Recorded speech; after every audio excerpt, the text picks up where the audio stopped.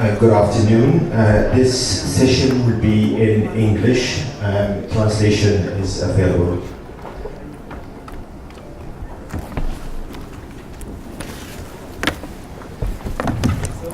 Hello. Hi, Christophe. Cedric. Nice to meet you. Nice to meet you. مرحبا. My name is Christophe.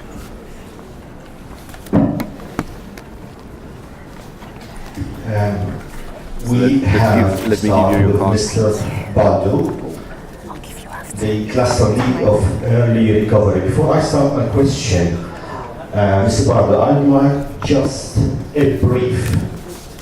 What is early recovery? Why it's different from development, reconstruction? There's still some confusion about these terms. So we'd appreciate if you can explain to us what exactly early recovery. Thank you. Does it work? Thank you for the very easy question. If I knew exactly what early recovery was, probably I wouldn't be here. It's for sure we know what it is not, and this is not just my personal opinion. We asked in the recent past to a variety of partners here that are participating in the humanitarian response at a workshop. And what clearly came out it is that it is not a phase in a crisis. Because if we look at early recovery as a phase in a crisis, we might never start to actually implement it. Because it seems that it is never the right time to start to look at longer term if we think in terms of a phase. There is a crisis, it starts, people start to get affected. Humanitarian actors, our colleagues of ECHO, get into, they stabilize somehow the situation looking at the humanitarian principles, looking at the minimum sphere standards. Let's use the most common one, 2,100 kilocalories per person per day in terms of food security. That is the emergency response. But if we look at it in terms of a phase, especially now in the Syrian context, can we say that the people are better off than what they were 4 years ago at the beginning of the crisis? Probably for some people, no. I mean, they have lost their assets, they have lost their houses, they are living in IDP camps. Can we stop providing that? No. So, phasing is not the right answer. Probably is more close to a modality, a different way of looking at, in some cases, the same kind of responses, but without stopping at the immediate effort. Looking at and asking ourselves the question, how can I do anything in my possibility in order to get out of this dependency syndrome and this dependency risk? People without hope will never be able to utilize their residual resilience that we know in the Syrian people is quite big, and instead that is where we need to try to tap in.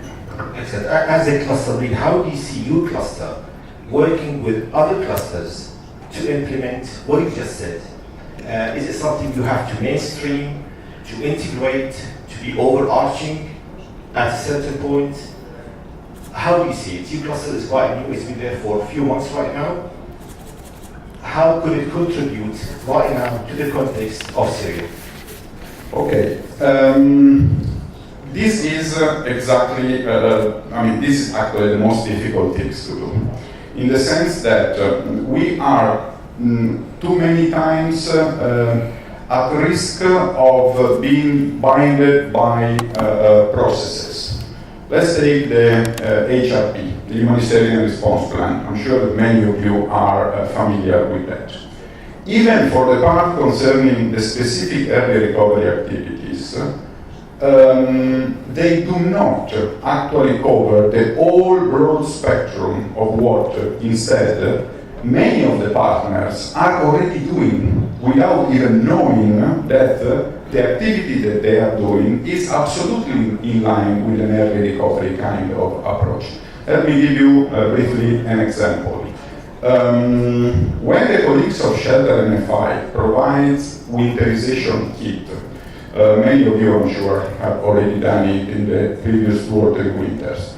A cubic meter of plastic sheeting, woods, nails, and hammers are going to be distributed to families in order to protect themselves from the cold. Partners came back to us and saying, okay, fine, the house has been winterized, but not exactly by the individuals that received that inputs.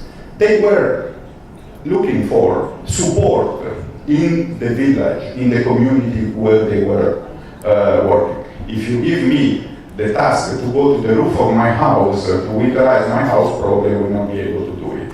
Imagine a single mother asking to do the same. But this was generating and has generated some micro activities, some micro business in that community. The problem is that those 3 or 4 youth that offer themselves, of course, being paid after their work, temporary, nobody is there in order to support them to try to remain in that market. These micro entrepreneurs are left by themselves. No one of us is able to capture this capacity and to exploit it positively to the maximum. These are the kind of things that the early recovery is trying to stimulate. Excellent, thank you very much. From the activities, I move to Mr. Sabir, the CEO of an NGO, group of engineers. How do you envision early recovery within your activities? Is it a priority? Is it something you implement all the time? Is it something you integrate in your projects? Please tell us. نعم، شكرا للأستاذ فرانسيسكو. الصراحة أعطى شرح جيد جدا عن قطاع الريكفري. السلام عليكم. إخواني، سأتكلم بشكل عام عن منظمة المهندسين السوريين للعمارة والتنمية التي هي جزء منكم. من اسم المنظمة أعمار والتنمية له ارتباط وثيق بموضوع التعافي المبكر أو النهوض المبكر. فرؤية المنظمة أن يمتلك المجتمع القدرة على تلبية احتياجاته الأساسية بصورة مستدامة. هذه الرؤية إذا وصلنا في حال أزمات وما بعد الأزمات إلى أن يستطيع المجتمع أن يلبي احتياجاته الأساسية، نكون قد قطعنا شوطا كبيرا في العمل الإغاثي والإنساني. أما الرسالة فهي إيجاد مجتمع يقود نفسه بنفسه والعمل على تحقيق التنمية المستدامة. الصراحة جوهر النهوض المبكر أو الانتعاش المبكر هو أن يكون مجتمع قادر أن يقود نفسه بنفسه، لأنه بعد الأزمات أو أثناء الأزمات يصبح المجتمع ضعيف. من هذه الرؤية منذ عام 2013 نعمل جاهدين على تحقيق هذه الأهداف، وقد استطعنا تحقيق جزء لا بأس به. طبعا معوقات كثيرة في هذا الأمر، لا أدري هل أتكلم الآن عن المعوقات أم أترك الأمر فيما بعد؟ نعم. الصراحة كلكم تعملون في العمل الإنساني. أكبر مصيبة في العمل الإنساني في سوريا أن أكثر المانحين الذين عملوا مع الشعب السوري لا يدركون ما هي سوريا. أقولها صراحة، لا يدركون ما هي سوريا. يأتينا خبير لا أدري من القمر يقول سأعطيكم حلا سحري للأزمة السورية. فمثلا أحد الخبراء اقترح أن يتم بناء تواليتات في العراء في مدينة حلب.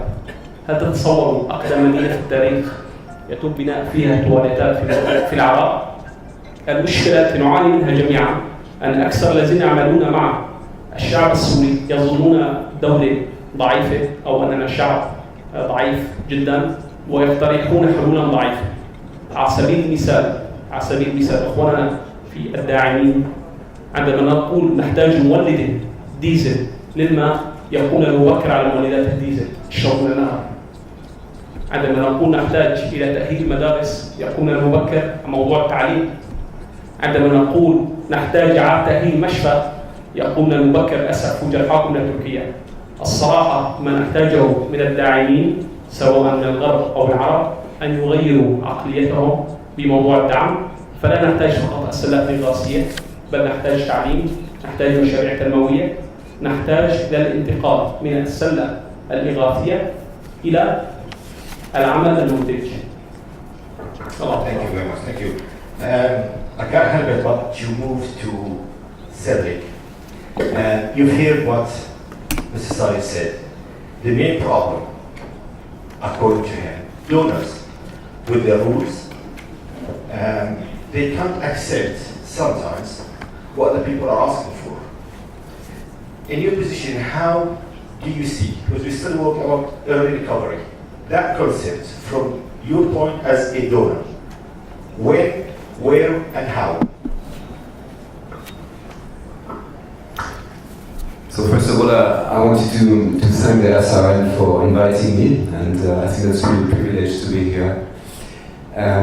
Second comment I wanted to make before answering the question is I feel a little bit like an outsider among this panel, as ECHO is well known to be a humanitarian donor focusing very much on first-line response.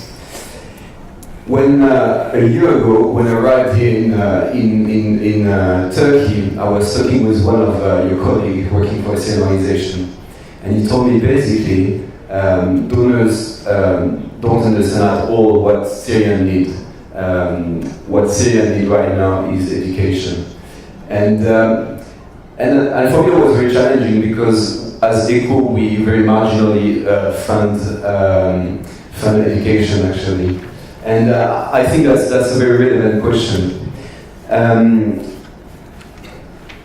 As far as ECHO is concerned, we are a humanitarian donor, and it's true that we very much focus on emergency response, first-line response, and that the bulk of the program that we are funding. Having said that, we completely recognize that in Syria, there is a need for both right now. There is a need for emergency response, but also there is a need for early recovery or more developmental approach. That's very clear, and I think that also the HRP that Francesco was mentioning is recognizing that the different objectives are quite well articulated. As far as the EU is concerned, there has been now a growing realization that we need to move towards more stable solution for in the case of context of forced displacement, protracted crisis. And several policy documents have been issued at the global level, and I think that's quite positive. As far as Syria is concerned, last month there was an EU strategy that was released. The strategy had 6 objectives. One of the objectives was to build up the resilience of the Syrian people. But at the same time also there was another objective that was related to life-saving humanitarian assistance. And there is this strong, as I said, recognition that we need to do both at the same time. Thank you very much, Lee. Crystal, you're leading a consortium for resilience and early recovery. Would you want to tell us how you do early recovery in the resilience context, and what's your effort to make sure it's happening? Thank you. Thank you very much. I also would like to say that I'm really feeling honored and humbled to be here among all these actors who are doing the actual work. As said this morning, I think it's really fantastic. You are the real heroes. We are working for INGOs, very often cross-border, and it's really only because of you that we can do the work that we are doing. It's actually you who are doing the work that I will talk about. You're asking me about the relationship between resilience and early recovery. We in the consortium, and I just want to mention the names of the organizations in the consortium because I'm really sitting here speaking on behalf of all of them. They are IRC, NRC, DRC, Mercy Corps, Handicap International, and CARE. So for us, the question is actually quite simple for me because for us, early recovery and resilience are very much the same thing. If you look at, conceptually, of course, I can talk about the differences, but if you look at what we do, in reality, it is very often the same thing. And it very much springs from this idea that Ms. Cebaldo also talked about. Early recovery is not a phase. Resilience also is not a phase. It is about the way we are doing our humanitarian response. And it is something that needs to start from the beginning and really be incorporated even in our life-saving activities. So for us, resilience, how we define resilience is really about the capacity of people and institutions to deal with the crisis. And in that it is very different from development. It means that we are looking at the capacity of people and their institutions, their systems, their communities to absorb the everyday effects of the crisis in Syria, to adapt their practices because the situation is not anymore what it was, and to give them the tools and capacity for quick recovery. So the idea of resilience is really to be very flexible in our response, to look at what people need in reality, always with this point of view of recovery and their capacity to deal with future shocks and stresses in mind. So in a nutshell, this is what we're trying to do. Thank you very much. Cebaldo, I need to ask, how do you perceive difficulties, obstacles, solutions? I know you're a thinker. You anticipate problems before they happen. What do you expect that can be a problem within your cluster, within your activities, with your members, and how can they be sorted? Now you're addressing tens of NGOs. What problem that might face, and how can they sort it out before it happens? Okay. Thank you for giving me the crystal ball. That is one of the two that each cluster coordinator normally is equipped at the beginning of their career.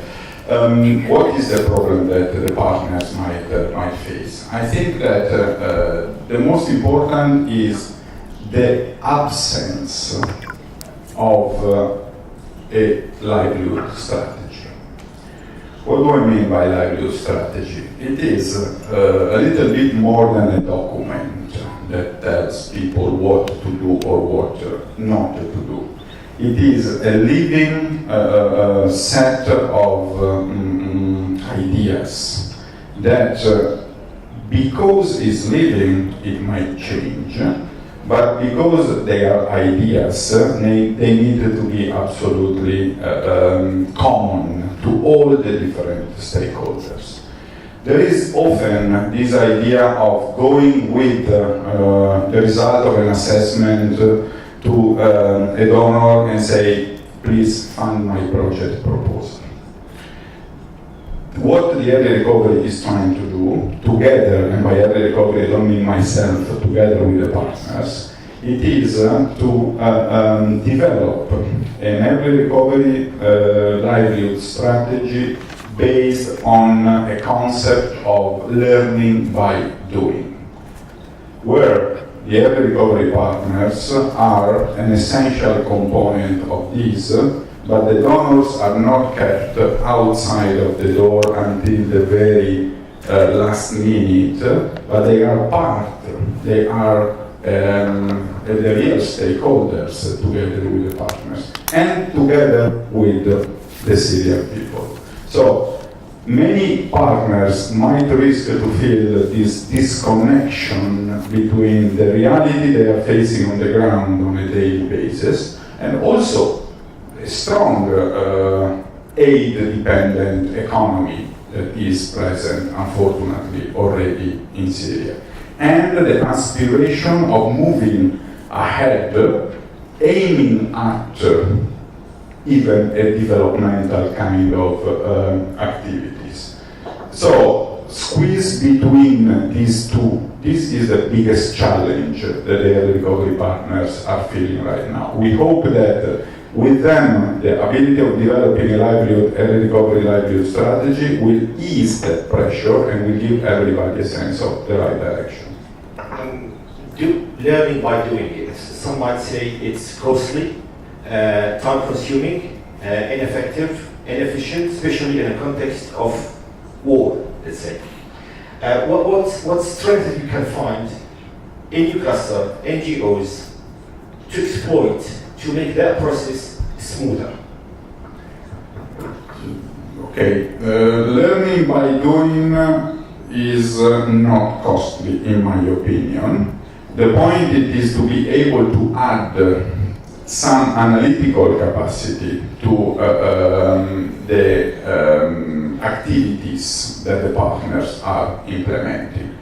But the idea beyond this one, it is the fact of having the possibility of testing some modalities that many of you are already utilizing in different areas, but with at the end of each and every of these activity, the time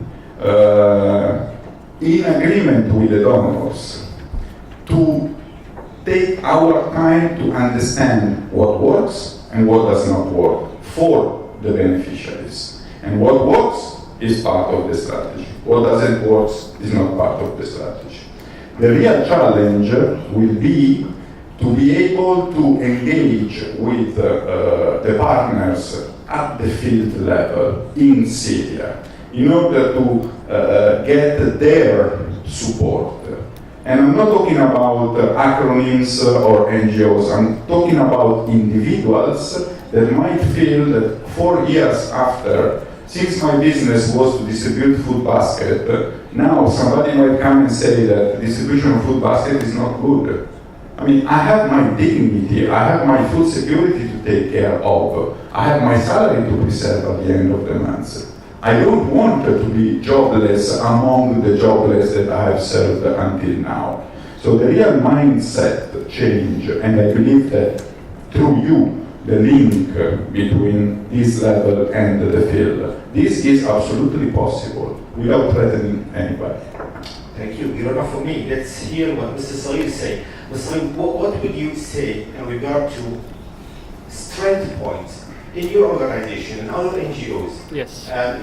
We have donors. Yes. We have classmates. We have international NGOs. Yes. What do you have to tell them I can do it? Yes. Please. السلام عليكم.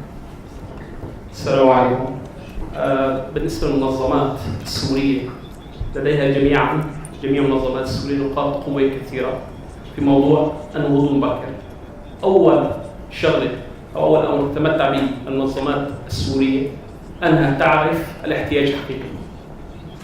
تعرف ما هو المشروع المفيد في هذه المنطقة وما هو المشروع المفيد للأهالي. نلاحظ دوما هناك فجوة بين المنح المقدمة وبين ما يطلبه الناس. المنظمات السورية الصراحة أجدر من المنظمات الدولية على معرفة الاحتياج الحقيقي. لكي لا نظلم أحد، يوجد عدد لا بأس من المنظمات الدولية بدأت تهتم في موضوع قطاع الريكفري، وأول من بدأ في هذا القطاع في سوريا هو الهلال الأحمر القطري. أنا لست موظفا في الهلال الأحمر القطري ولكن أتكلم بالشفافية. عندما كانت حلب ليس فيها ماء قدم الهلال الأحمر القطري 17 مشروع مياه.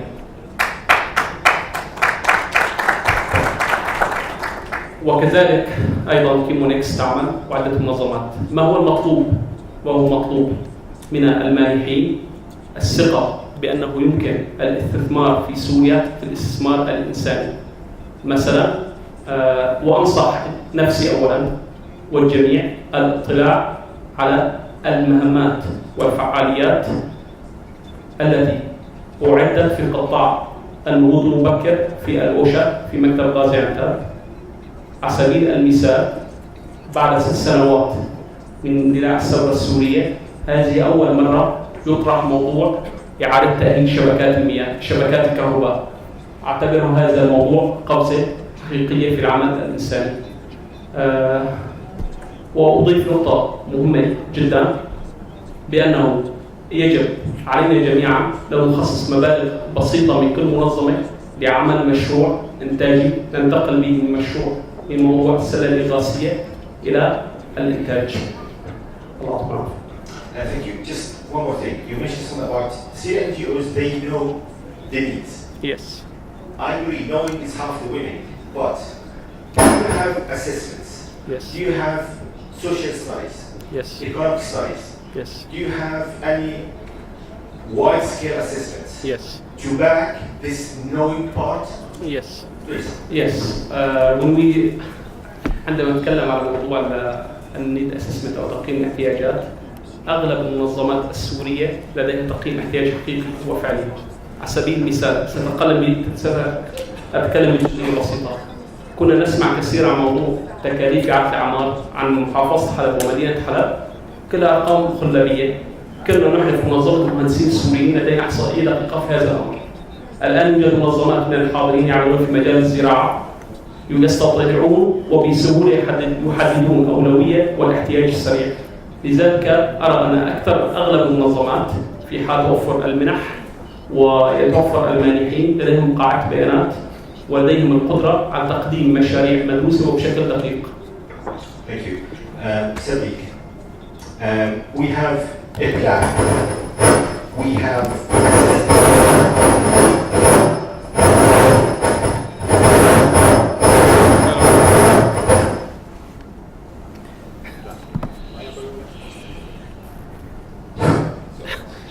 we have a plan, we have needs assessment, we have people willing to work, and we have needs. How do you perceive the whole idea of early recovery, challenges and opportunities? I'm not talking about policies, global policies or international policies. As a donor, this is a strength, this is a problem, I will not support it. Simple term, that's it.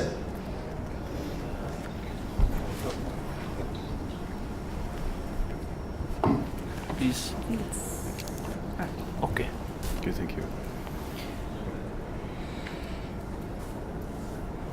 So that's a good question. I think that as your question rightly pointed out, at the policy level there is a will to invest more in resilience. Now the question is how we translate that into practice. Yes. And I think that's one of the major challenge. Just before I try to answer the question, I think also the problem is that we would qualify Northern Syria and Syria as a high-risk country as donors, because because the organization are facing different kind of issues, access issues, security issues, and possibly a risk of high diversion and so on. So that also leads many donors to focus on priorities and try to be risk adverse for projects that are not life-saving. So I think the question also is how we make a case for more investment into early recovery, livelihoods, or more developmental kind of projects. And I think that the thing is, to me, is that very much in line with what Francisco was mentioning. I think we need to come up with evidence that it's more cost efficient, it's more sustainable, and that we have tried and it can work despite the challenges and despite the risks that I've mentioned, and come up with evidence of that. I think that's very important, and that's why I'm just trying maybe to say in different words what Francesco has mentioned, I think the idea to focus on activities that are already being done and to study the impact and come up with evidence of that is very, very important. Practically, as I mentioned also, I think it's important to understand the environment in which we operate.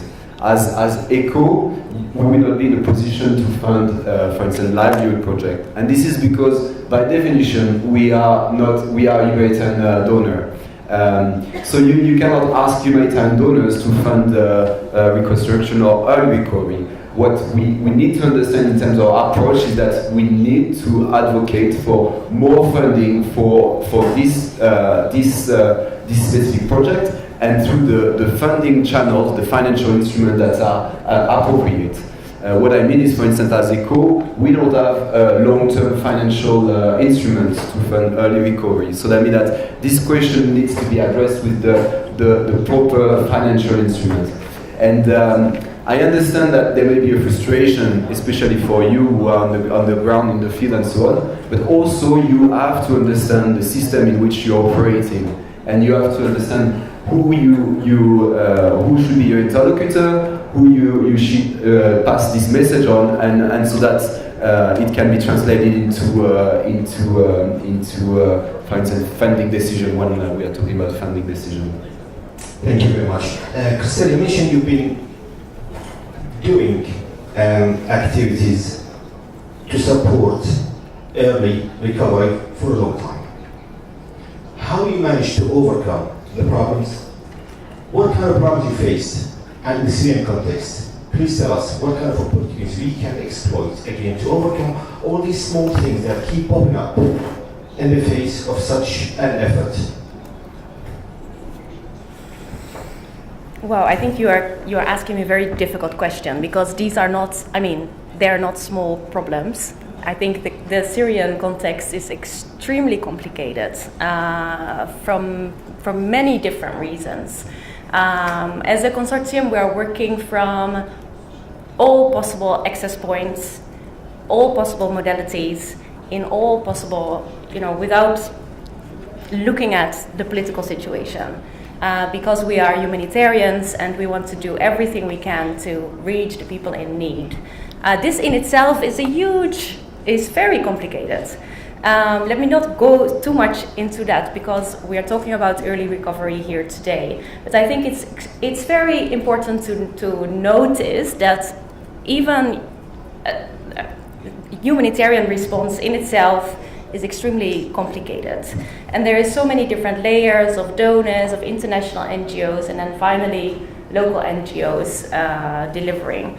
So, as you can imagine, talking about early recovery and really believing in the principles of early recovery and resilience, as I earlier said, as a consortium, we are really passionate and committed to make it happen. However, we are faced with all these issues of access, of partnerships, of remote partnerships. Many of our partners inside Syria, we cannot meet them. Everything has to go through Skype or through telephone calls. There is sensitivity, of course, of information sharing. For very valid reasons. So we are always very careful what we're saying about actually mentioning locations, etc. So that makes it very, very difficult. However, I would say there is huge potential and great opportunities to actually do early recovery because there is so much capacity in Syria. And as was mentioned this morning, even looking at this room and seeing civil society inside Syria, the state in which it is now compared to what it was even 5 years ago, I think it really shows that the potential is incredible. And it is right now, through our humanitarian response, through early recovery activities, that we need to invest, us as international NGOs, working with our donors. We need to make it happen. And we are making it happen because there is the capacity.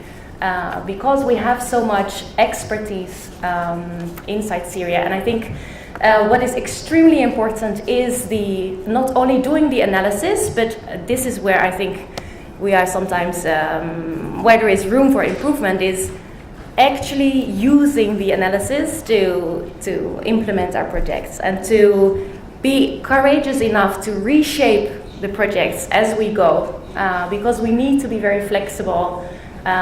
We need to give people what they actually need.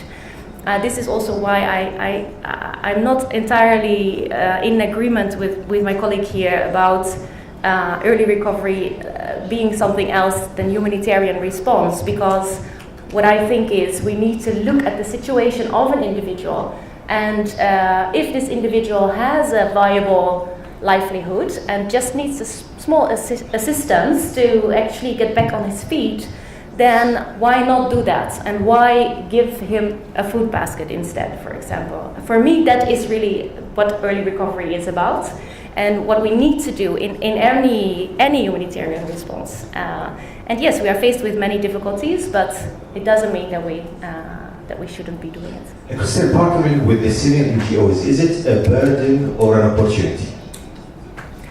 It's an opportunity, of course. I mean, and for us, I couldn't say otherwise also here. No, but it is really true, because it is an opportunity. I really see that compared to other crises in the world where I have worked in, people are highly educated, highly committed and motivated, because they see their families are affected, their society is being destroyed. So the motivation, the skills and capacity and the expertise, they are all enormous. And also the fact that Syria used to be a very well-functioning society in which people had jobs and the economy was functioning. It all makes it, it should make the early recovery easier in the end than in a country where that was really extremely poor to begin with low education and low capacities. Yeah. Thank you very much. Last questions for all. Start from Mr. Pardo. Priorities. What are your priorities right now? The priorities, not my personal priorities. My personal priorities would be to go at least for 1 minute in Syria, something that I have never been able to do. As a tourist would be even better than as a humanitarian actor. The priority of the early recovery cluster, it is, I would repeat, the development of a strong, solid, agreed upon livelihood strategy. Something that has the full support of the donors, that is based on evidence.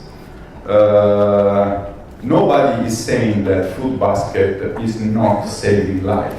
Nobody is saying that emergency intervention in agriculture. So, Dr. Sama, now I remember that I have to speak a little bit about agriculture because our colleague over here is not here.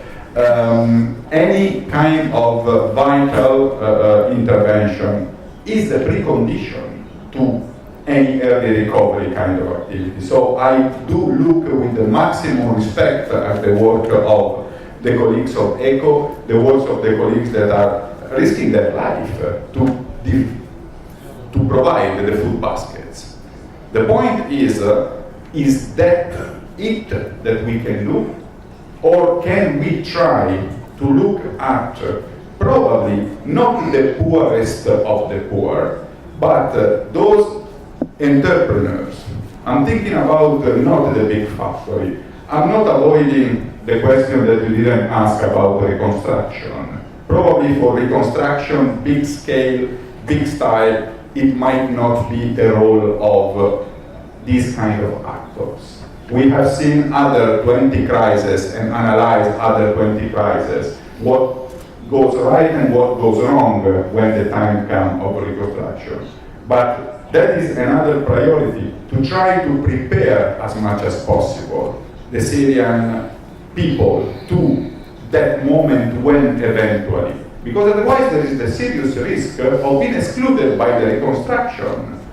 Foreign companies coming into your country, deciding what to reconstruct, how to do it, maybe with their own staff, and claiming that, yeah, okay, Syrian people used to be very skilled, but now the skilled people are abroad and they are not coming back. And therefore there is no jobs for the people. We have seen this kind of situation in many other crises. And it is potential at risk of bringing back the country into another worse crisis. So this is also what the early recovery priority is about. And then there is the last aspect. A part of the country is moving in a certain direction. A part of the country is moving in another direction. We can identify 4 different areas of control, if you want. I don't want to speak about politics. But I know by experience and for sure that a 3-pin plug will never be able to go into a 2-holes plug. And each and every of us has to make sure that whatever we do, humanitarian, stabilization, developmental, is not designing a country that cannot talk to each other. It's not designing a country where different elements, different components cannot reconnect, because that will not be something that, from a humanitarian point of view, it will be defendable.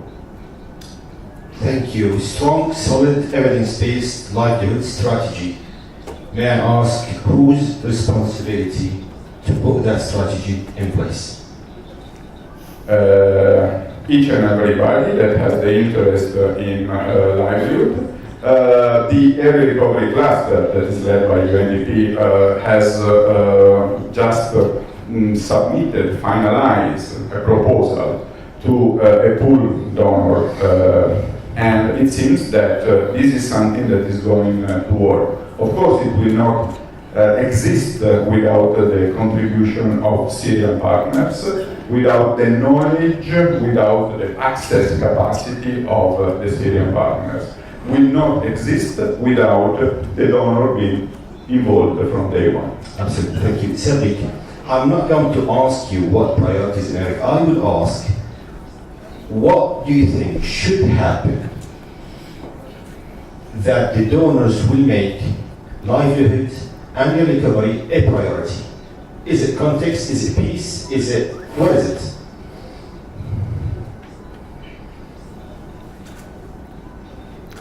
Yeah, that's a good question.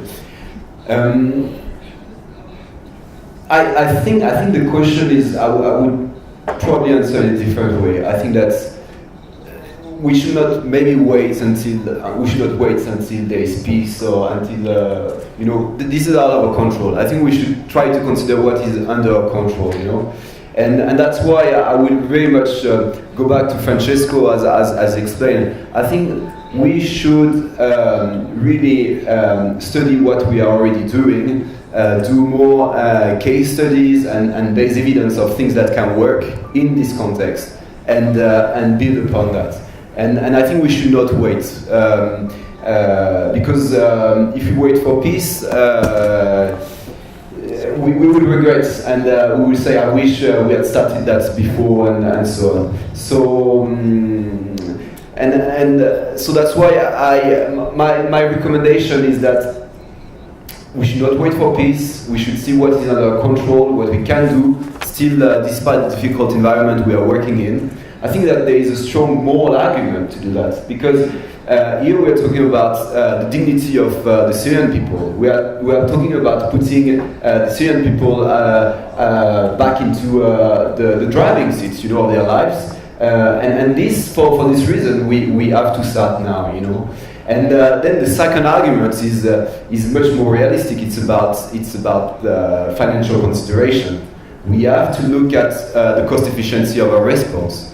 Not only because the needs are growing and we have difficulties to meet the needs, but as it was mentioned earlier this morning, the experience of protracted crisis is at some point the funding streams dry up, and this we've seen that all over the world. I think that so far Syria has been kind of in a good position because some funding has been quite significant amount of level of funding has been maintained over the years, but generally it doesn't stop, it doesn't long very last. So we need to do better programming, we need to do more durable, sustainable solution, and this has to start now, I would say.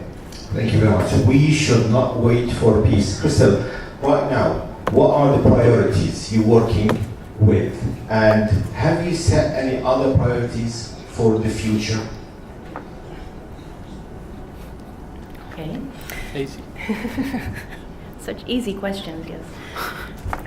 Sorry, before I make an attempt to answer that question, I do want to say something about responsibilities for early recovery, because we are often, as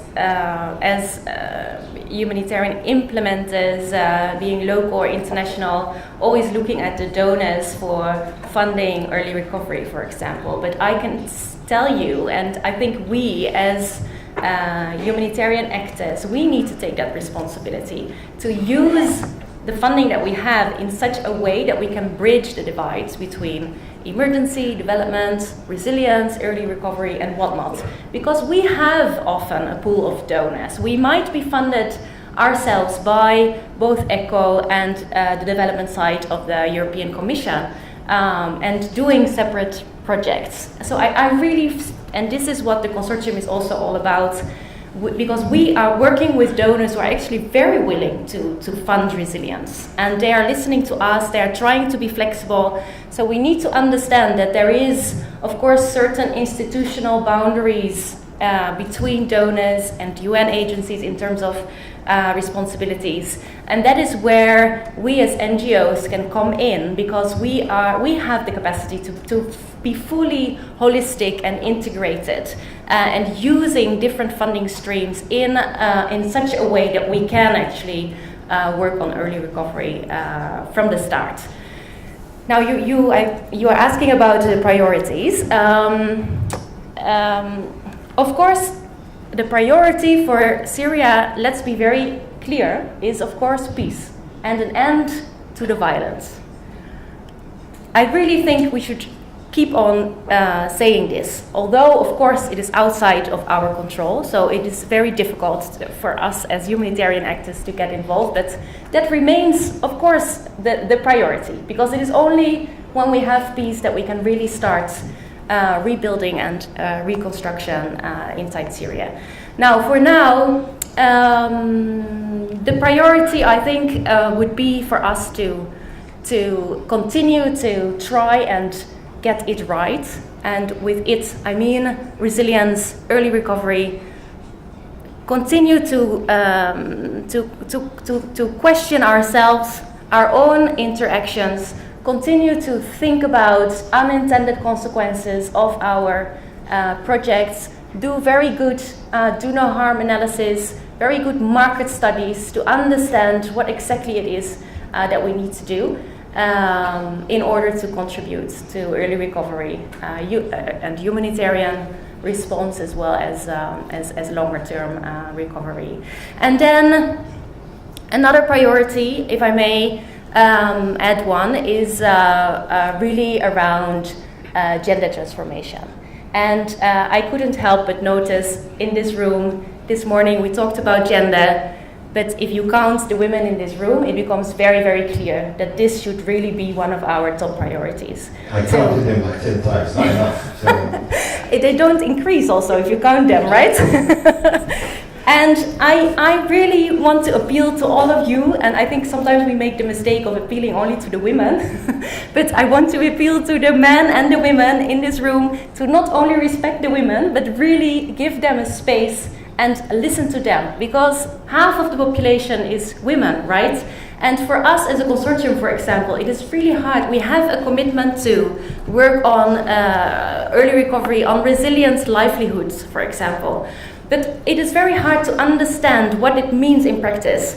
What does it mean in practice to the differences between women and men? How do we actually approach them differently to make sure that we don't focus too much on men in this society, and we really give an opportunity to the women. And I always also say, I think it is very clear, there's many studies that indicate that the roles have already shifted between men and women inside Syria as a consequence of the conflict. And I think it is not only, it is of course a tragedy that this is happening, but it also provides an opportunity to build on these shifting gender roles and to work with the fantastic women and women's organizations that Syria has to really change gender dimensions in society through humanitarian response, early recovery, and longer-term development. Thank you very much. Dr. Said, you mentioned how the Syrian NGOs know the needs, how they can do it. However, only God is perfect. Yes. You need something. What are your priorities? Yes. To say, I can do it. Yes. I'm equipped. I'm armed. I'm ready. Yes. السلام عليكم مجددا. موضوع الأولويات حكى عنه كثير، ولكن أحب أن أذكر أولويات بشكل مختلف تماما.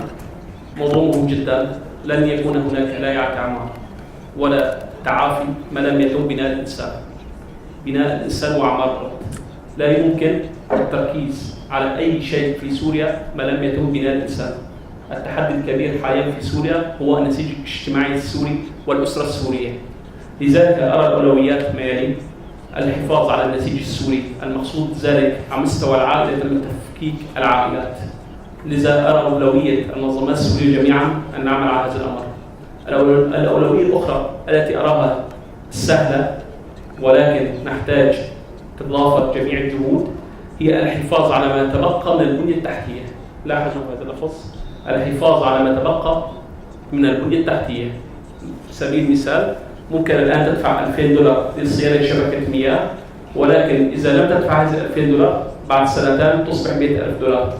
لذلك قلت الحفاظ على ما تبقى من البنية التحتية. كذلك موضوع مهم جدا الانتقال من الإغاثة إلى مشاريع تنموية. ممكن أن أذكر هذا المثال الحي الواقع الذي عاصرته عام 2014 أصبحت حلب وإدلب تستورد بيض دجاج من تركيا. تصور. قامت مبادرات فردية مع عدة أشخاص بافتتاح مداجن في دار تعزة وفي إدلب. خلال أقل من 6 أشهر حلب وإدلب لم تعد تستورد هذه المادة من تركيا، وبالتالي أحيانا مشاريع صغيرة ممكن أن تحدث فرق اجتماعي. وكذلك موضوع مهم جدا هو الانتقال من مشاريع الإميرجنسي الطوارئ إلى الاستدامة. يعني أخي، بدل ما تقوم تنفق $100,000 على مشاريع نقل مياه بالصهريج، يا أخي احفر بير وجهز البير خلال شهر ووزع مياه للناس. آخر كلمة أختم بها، أخواني، تصوروا كل واحد منكم الآن هو وزير أو رئيس لقطاع معين. أنت مثلا وزير كهرباء، وزير مياه، ما هي أولوياتك ستكون؟ كيف ستعمل؟ أرجو أن تتم هذا العمل وهذا النمط من التفكير في جميع مؤسساتنا. الله يعطيكم العافية ويسر إيطاليا. Thank you very much. At the end, I'd like to say it's complicated. It's not easy. We need strategies. We need donors. We need partnerships. We need studies. Yes. We need the people who can do. Yes. And definitely we need more women here. But that's relevant. Thank you very much. And I will open the floor for any questions.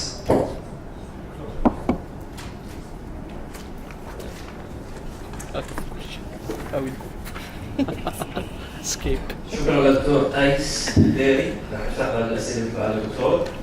الحاضرات والحاضرين جماعة الإخوة والجندرة، نذكر بس إنه يذكر الشخص في اسمه الجهة اللي بيمثلها وبيعمل فيها لمين بيوجه السؤال ومن ثم يطرح السؤال.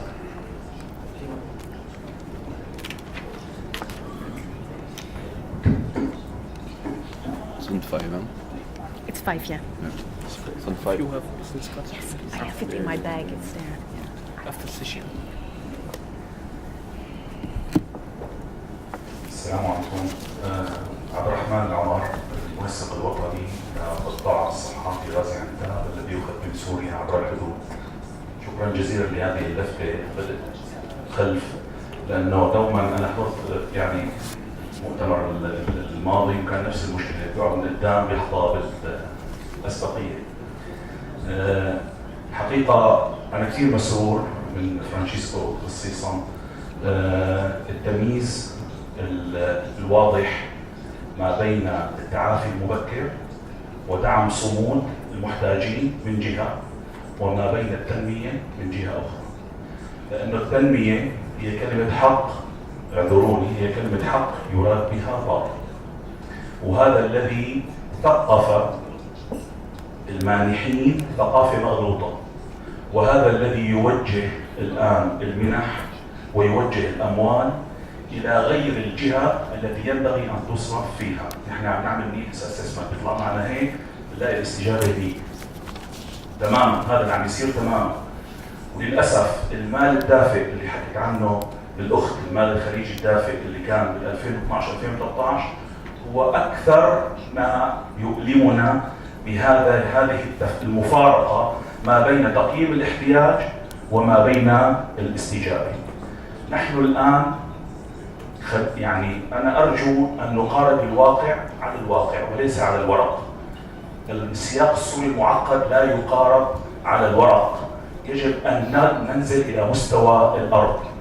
أنا لا أستطيع أن أتحدث عن تنمية بمعنى إعادة إعمار ونحن لما نبرأ بعد من إصابة كيماوي، لما نبرأ بعد من استهداف ممنهج يومي للمشافي والمراكز الصحية. إذا حجز من خدمات أساسية عم نحكي ما لك قادر أنت تطبقها، كيف بدك تحكي بالاستدامة والتنمية بمعنى إعادة الإعمار؟ أرجوكم إخواني، نحن نسهم بدفع المانحين إلى غير المكان الذي ينبغي أن يوجدوا فيه. نحن أقصى ما يمكن أن نقدمه للناس المعوزين people in need على الأرض، سيما الأكيوت people in need يلي بقياس السيفيريتي والحدة بيكون عندهم أقصى ما يعني أفضل وأعظم ما يمكن نقدمه لهم أن ندعم صمودهم، أن ندعم ثباتهم. أنا فوجئت إخواني يعني من منطلق تخصصي أنه في معركة الموصل الذي صار لها أسابيع وأشهر لا يوجد كادر صحي عراقي واحد يدير نقطة طبية أو مشفى ميداني. والله أنا صعقني ذلك. كل النقاط الطبية والمشافي الميدانية في منطقة محيط الموصل تدار باي انترناشنال ميديكال ستاف. مشافينا ومراكزنا الصحية تدار 100% من قبل كوادر سورية بحتة.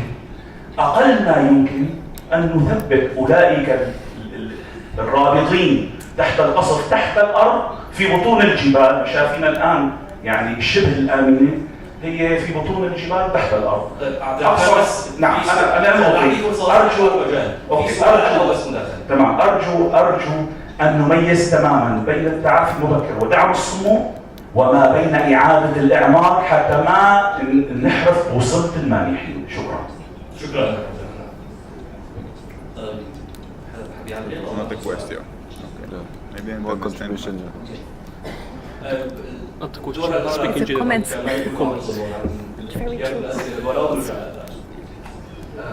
السلام عليكم. محمد حاج حمود من منظمة الأزمات.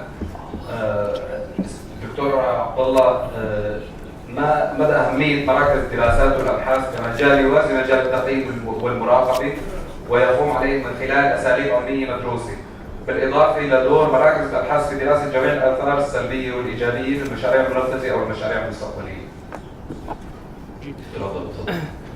الله يعطيك العافية. أخي، أولا أي مركز أبحاث يجب أن يستدعى معلومات دقيقة. ما لم يسرد أي مركز أبحاث على معلومات دقيقة ستكون أبحاث لا قيمة لها. مثال على ذلك، صممت سد بناء على شدة مطرية خاطئة فسيكون تصميمك خاطئ.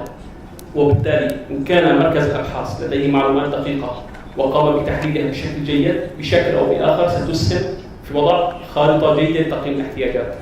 ولكن نتفاجأ أحيانا مراكز أبحاث تستند إلى معطيات خاطئة جدا، لذلك تكون بعض دراساتها خاطئة، وبناء على ذلك لا يوجد حكم واضح أو رأي واضح بمراكز الأبحاث، بل يختلف من مركز إلى آخر.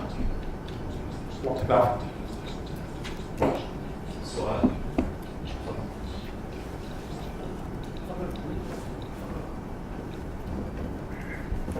بسم الله الرحمن الرحيم.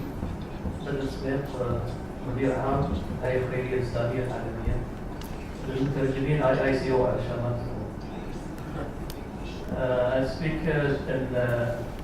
I speak in Arabic because my comment on the only Arabic speaker in the panel, so sorry for that. دكتور عبد صغير، احنا كنا مهندسين فأمون عليك يعني. خذ راحتك يا اخي. تسلم. ابتداء انت تكلمت كثيرا عن المانحين، وايضا في موضوع المنح اللي تقدم والفند وكيف تسمي شغل التاخير. اريد ان اوضح شيء، يعني اعطيك مثال بالنسبه للهيئه الخيريه مثلا، وكثير من الجمعيات الاخرى يعني الخليج وغيرها. الان هناك تحول فكري واضح باتجاه النقل الى التنميه، المشاريع التنمويه ومشاريع بناء الانسان. في الهيئه الخيريه لغايه 2016 كان مصروف على التعليم 3% من اصل 50 مليون دولار، 53 مليون دولار. في المشاريع التي اعتمدت في 2016 فقط هذا الرقم 3% قفز الى 30%. وهناك امثله كثيره، وهذا النوع من الفكر اصبحنا نسمعه يتردد في بين المانحين. بدانا نبحث في مشاريع ذات قيمه ومدروسه بعنايه. هو السؤال اين هي؟ اوجه السؤال لكم واعيدا، هل انتم مستعدون؟ انا يدخل ليطب بابي كثيرين من الجمعيات السوريه يوميا. كنت اتمنى ان احد يدخل معاه مشروع مشترك، مشروع فيه شراكه، مشاريع تنميه، مشاريع بناء الانسان لا يصلح ان تكون مبعثره مجتزأه صغيره وموزعه. لابد تكون مشاريع منهجيه ومشاريع قائمه على عمل مشترك. لم ياتي احد بذلك، لم يدخل. فقط نسمع عن الشراكه في مؤتمرات مثل هذه. الان هذه المؤسسه، هذه المظله تحوي 86 او 68 منظمه. من المؤتمر السنوي الى المؤتمر السنوي، كم عدد المشاريع المشتركه التي قامت فيها 68؟ الان تقصد في مجال بناء الانسان، بناء والتنميه. اعتقد ان هناك عمل كثير يجب ان تقوم فيه المؤسسات السوريه والعمل على الارض حتى ان نستطيع ان احنا يعني نبدا عمل بالشكل. بس اعطي مثال، اختم بمثال حتى في يعني تعليقا على سابقي في موضوع ان احنا لا نتكلم عن تنميه، نتكلم عن في هذا الوضع اللي داخل سوريا. في هذا الوضع اللي في داخل سوريا هناك مشاريع واعده في موضوع تثبيت سوريا وتنميه الانسان. صحيح. نحن شاركنا في رعايه معهد مهني في داخل سوريا يعطي دورات مهنيه لمده سنه واحده ويكسب الانسان مهنه الفتره قصيره حتى يستطيع ان يعود اليه. هناك مثال اخر، هناك مشروع مايكرو فاينانسنج القرض الحسن. هذه المؤسسه التي قامت عليه كانت تعول ال 400 اسره اعاله كامله، سكنا وسلات غذائيه والقسوه الشتائيه واللي تتعرفونها كلها. استاذ بدر بس بيسالك تمام، يعني وصلت الفكره تعتمد على المشاريع اللي نفذت. طيب تفضل. هذه ال 400 كانوا يصرفون عليهم $400,000 في السنه. مشروع المايكرو فاينانسنج مصاريفه الاداريه 50,000، من 400,000 ل 50,000 اصبحوا لا يحتاجون يدفعون 400,000. كل الاسر هذه صار فيهم عيب، ووفروا 350,000 في السنه واعطوا الاسر هذه كرامتها. المعادله ليست مستحيله، هي محتاجه الى ان يكون لها البيئه المناسبه ويحتاج لها عمل مشترك. اتفق معك. طيب معنا ناخذ كمان سؤال. هو التعليم اسمها ايش الجمعيات السوريه اللي تعمل من اجل العمل المشترك في هذا الموضوع، تحديدا. اخي بالنسبه لموضوع بناء الانسان، اخي موضوع شاق وكل ينظر به حسب زاويته. بالنسبه لي كمهندس انظر تمكين العاملين في قطاع المياه من اداره شبكات مياه اعتبره بناء الانسان. واخر موضوع تطوير المهن تكلمت عنها ايضا في بناء الانسان.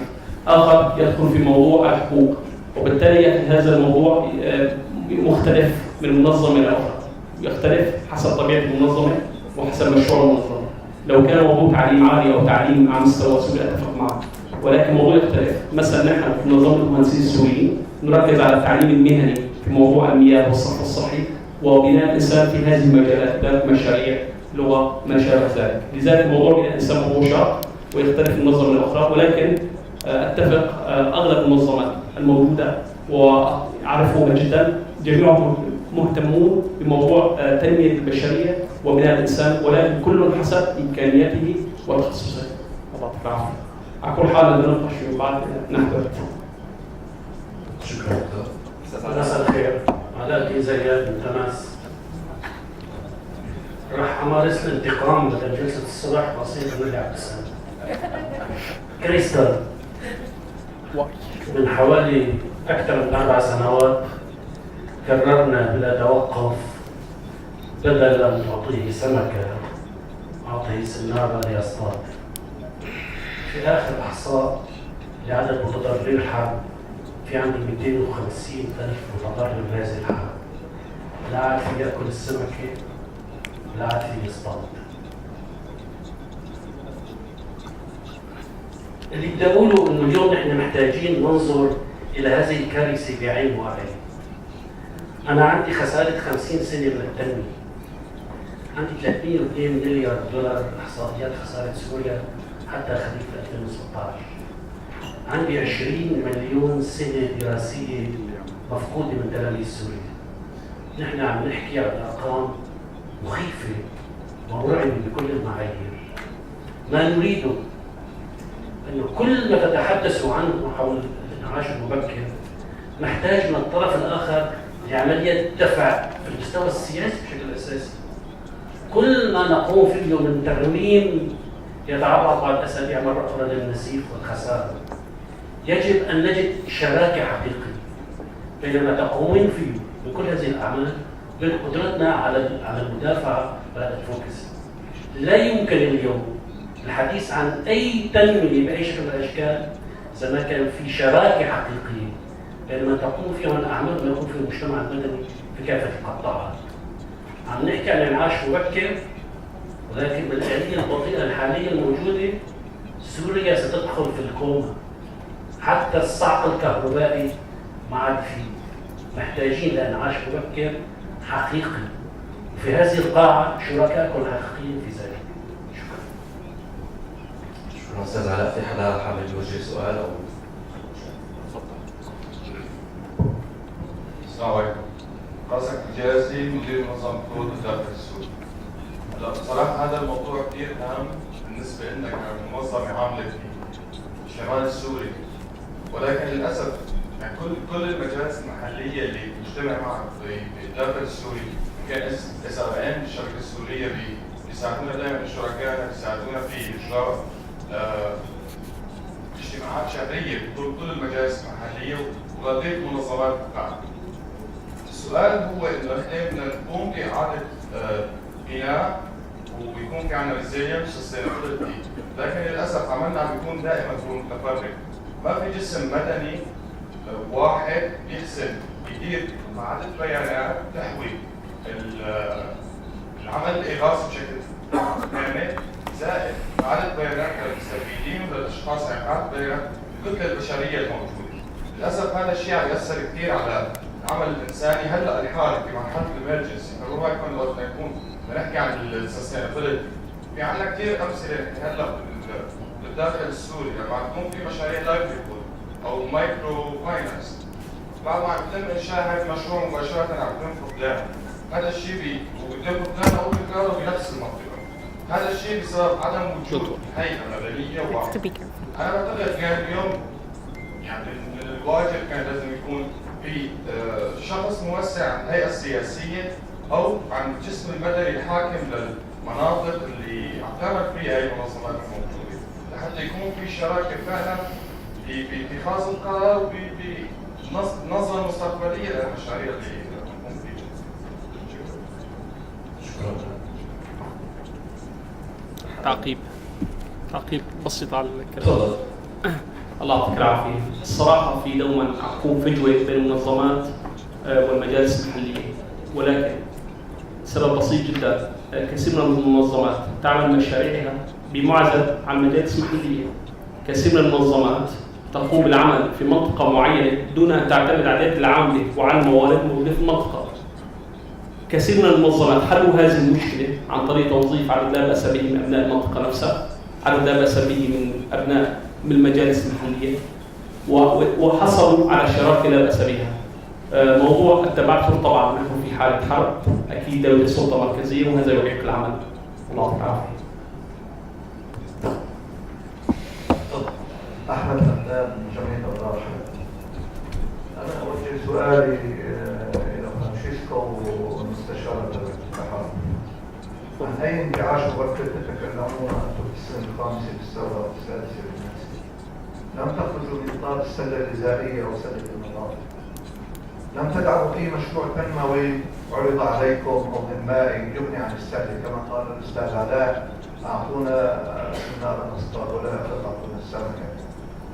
كل المنظمات المشتركة في التحالف هي منظمات دولية كما قالت المستشارة، تملك المال وتملك الخبرة وتدير الإغاثة على كيف وعلى حسب أجندتك، ولم تشارك شراكة فعلية مع منظمات سورية. لم تكن منظمة سورية واحدة في هذا التحالف. أنتم تحتكرون هذا المال الآتي من الداعمين وتديرونه كما تشاءون، ولم تعملوا به أي مشروع إنمائي. الدليل على ذلك أنتم تقولون أن الاستجابة سريعة واستجابة نكسة حلب. لم نرى أي منظمة دولية عندما نزح مواطنو حلب 70 أو 80 ألف اللي خرجوا من حلب. لم نرى كل المنظمات اللي كانت مشتركة منظمات سورية، ولم تطوروا حتى عملكم. نحن ما زلنا نرى خيمة الأمم المتحدة بين منظمة على مستوى تركيا منظمة إغاثة من زمان تركت الخيمة وبدأت بالطرفين وبدأت تبني بيوت. منظمة عطاء منظمة سورية بدأت تبني بيوت. أين المشاريع؟ وأين المال كله يذهب إلى أكثر إلى رواتب الموظفين مقيمين بعدد ضخم في تضخم في التوظيف، بينما لم نرى ولا مشروع إنمائي أو ورشة خياطة للنساء. أنت تتكلمين عن النساء وتطوير النساء وتمكين النساء. ماذا عملتم؟ ماذا قدمتم للنساء في سوريا؟ ورشة خياطة، مدرسة ولا أي شيء؟ لا تقدموا أي شيء. طيب السؤال إلى مس كريستال and Mr. Francisco. I can start. Thanks for your really very valid comments and concerns. And maybe I haven't been completely clear in what I was trying to say in the beginning. But the whole point of being a resilience consortium is that we do work on those development projects. So our money as a consortium goes to projects that run from all the way from emergency relief to development type of activities, right? And we don't want to take a linear path, but we want to see in the situation what is necessary and then respond. So as we speak, we have many developments. The majority of our work actually is development type of activities. And so we do agriculture, we do shelter building in a more sustainable way. We do all that. Of course, it is not enough.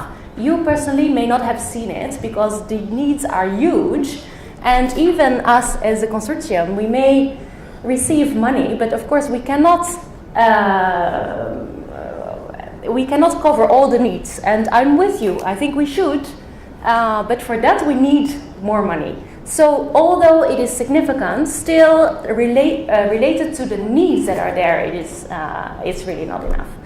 So then about the voices of Syrian NGOs and working with Syrian NGOs. So if I say we, on my card, we have the logos, on my business card, we have the logos of the 6 NGOs, international NGOs, that are working in this crisis. Of course, they are working with all of you, as I said. Well, not all of you, but with many local organizations. They don't do the majority of the work. The majority of our funding goes to local Syrian NGOs. We are paying, for their salaries and for their activities. Now, I understand that an individual in a certain community may not see the work of our consortium, but I assure you we are there and we are working on these issues. Now, on the issue of working with women, this is something, as I said, which is extremely difficult for us, and that is not an excuse, which is why we are working on it, and we just had a great conversation over lunch on how we can work together to really make it happen. But the problem is that many of the international NGOs, they're asking me, where are these women's organizations? We want to partner with them, but where are they? So first of all, I think we need to really work with those women's organizations, those women's activists inside Syria that do exist, to broaden their network, really work with them to make sure that we have more women to work with in this crisis. So rest assured, we are working on all those things.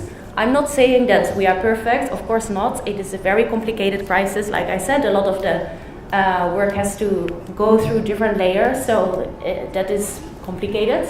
But we are doing what we can, and we are learning while we're doing it. I would also like to say about the comment of putting donors in the wrong direction and the need for humanitarian response. I was thinking, actually, when you were asking me for priorities, I should have said, of course, the life-saving response is what is our priority and what should be our priority. Always, no matter how long this crisis will last, it will remain a priority, which is probably why you still see the tents and why you still see the emergency response, because us being in the 5th or 6th or 7th year of this crisis doesn't mean that the situation has improved. Actually, the situation has become worse, so more people need humanitarian response. So each of our consortium organizations has also big budgets for humanitarian response, again, working with local Syrian partners to make it happen. So we're trying our best to do all of it, but not always easy, and definitely not reaching everybody, of course. Thank you, Mr. Francisco. May I have, please? Unfortunately, I'm not a donor, and unfortunately, I'm not a manager. This is exactly the limitation, of the coordination that we are trying to do. I share your concern, of course. Where are the money? Where are the impact of the activities that we collectively are doing or we are not doing? When we speak about the remoteness of this operation, from our point of view, as I said before, unfortunately I haven't been able to be 1 minute of my life in Syria. What am I talking about? A country that I've never seen. The 53 local partners that share information and participate in the meetings of the early recovery cluster are the ones that are providing, from their perspective, their knowledge, their perception and understanding of the reality. The only thing that I can do is invite you to come and participate and to share your concern, detailed as much as possible, and to have a fair and open discussion about this kind of things. I'm not avoiding the question. I have no idea where the money are. I have just hear that eggs were imported for a certain period of time, and then now as a result of a project in Aleppo and Idlib, eggs are not imported anymore. This is for me quite an achievement. I don't attribute it to my work, but these are the kind of things that we need to be able to look at. Learning by doing means copying the good things that have been done in order to make them more sustainable. Me, more than inviting you to have a fair and open discussion, I wouldn't know what to say. شكرا للسيد فرانشيسكو. رح نكتفي بهذا القدر لأنه جوزنا الوقت. إذا مستر سيدريك سحابة تقول كلمة أخيرة متعدد. Do you like to say anything? Last one? Okay. تمام. نشكر الضيوف جميعا. رح في تكريم هلا كمان من شبكة إغاثة سوريا للضيوف المتحدثين اللي كانوا معنا. الدكتور عبد الله الصغير، Mr. Francesco Baldo, Ms. Crystal Bortman, Mr. Cedric Hero. Dr. Muhammad, generally.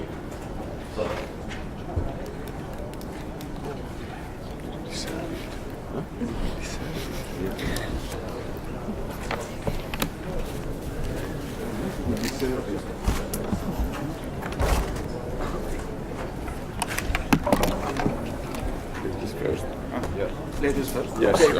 always. Thank you very much. Thank you very much. Thank you. And age before beauty? Or? Absolutely, yeah. Thank you very much. Thank you very much. You're a real gentleman, Francesco.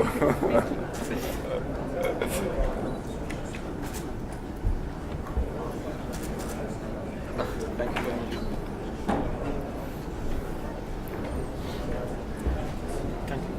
Thank you very much for the invitation. I feel very privileged to be here. Thank you.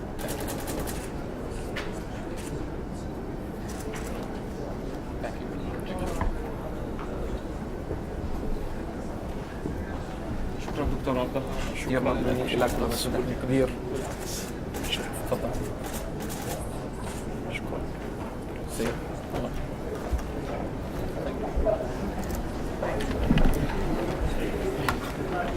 Can you please give me the I will, yes, I will do that. شكرا مرة ثانية للضيوف جميعا. Thank you very much. شكرا للحضور.